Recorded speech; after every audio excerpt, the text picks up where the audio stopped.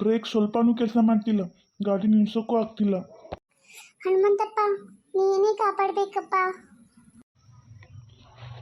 ಅಲ್ಲ ಸಿದ್ಧಾರ್ಥ್ ಸರ್, ಇಲ್ಲಿ ಒಂದು ಕಪ್ಗಿರೋ ಲಿವರ್ ಐತಲ್ಲ, ಇದನ್ನು ನಿಮ್ಮ ದೇಶದಾಗ ಏನು ಡಿಸೈನ್ ಅಂತ ಕೊಟ್ಟಿದ್ದಾರೋ, ಇದನ್ನು ಜಗ್ಗಿದ್ರ ಕಾರ್ ನಿಲ್ತೈತಿ ಅಂತ ನಮ್ಮ ಊರಾಗ ಟ್ರ್ಯಾಕ್ಟರ್ ಡ್ರೈವರ್ ಹೇಳಿದ್ದು ನೆನಪೈತಿ ನೋಡ್ರಿ ನಂಗೆ.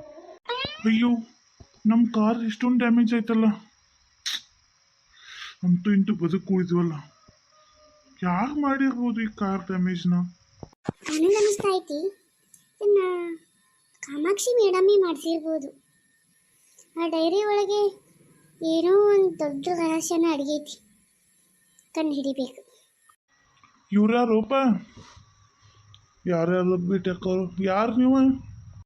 ಅಲ್ಲ, ಬ್ರೇಕ್ ಫೇಲ್ ಆದರೂ ಬದಿ ಕುಡ್ದಿರಲು ಬಾಸ್ ಹೇಳಿದ್ದಾರೆ ನಿಮ್ಮ ಕತೆ ಮುಗಿಸ್ಬೇಕಂತ.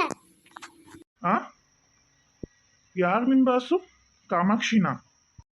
ಲೇ ತಂದಿರಾ, ನನ್ನ ಸೇಬು ಹಣ್ಣು ಕೆಳಗೆ ಬೀಳಿಸಿದ್ದು ನೀವೇನಾ?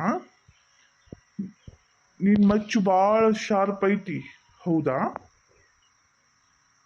ಅದಕ್ಕೊಂದು ಸಣ್ಣ ಟೇಸ್ಟ್ ಮಾಡೋಣ ತಡೀರಿ.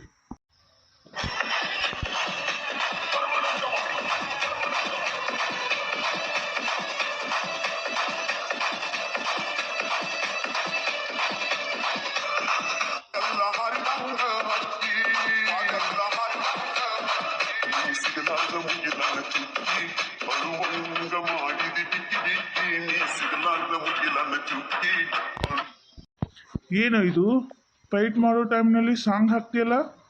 ತಗೋ. ಏನು ಮುದ್ಕ ಎಷ್ಟು ಮಾತಾಡತದಿ? ತಗೋ ಈ ಪಂಚ್.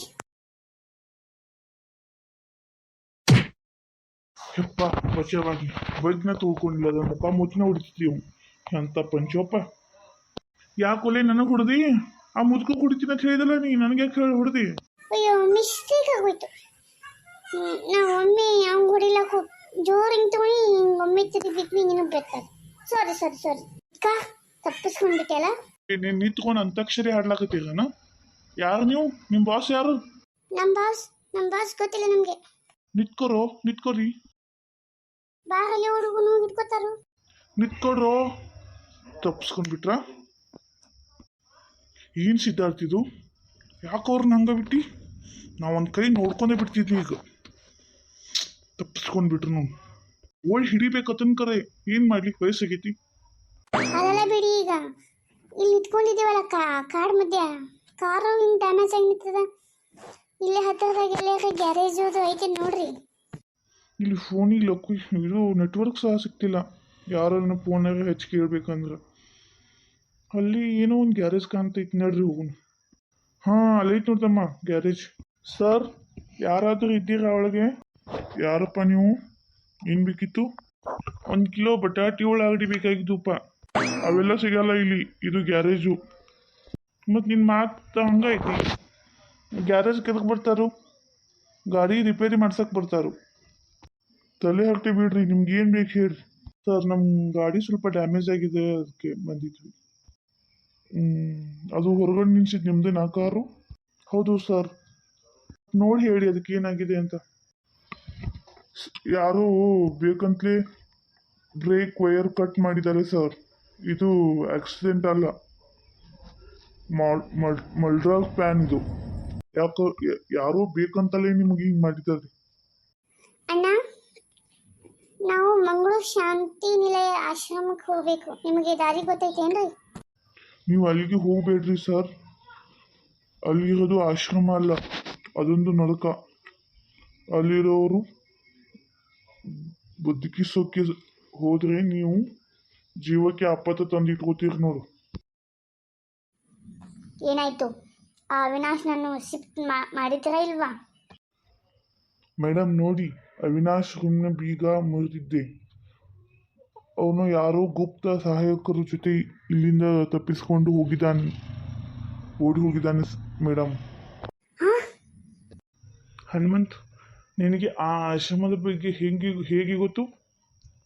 ಅಲ್ಲಿರೋ ಕಂಪ್ಲೀಟ್ ಡೀಟೇಲ್ಸ್ ನಮಗೆ ಬೇಕು ಸರ್. ನನ್ನ ಸ್ವಂತ ಅಣ್ಣ ಆ ಆಶ್ರಮದಲ್ಲಿ ಕೆಲಸ ಮಾಡ್ತಿದ್ದ ಸರ್.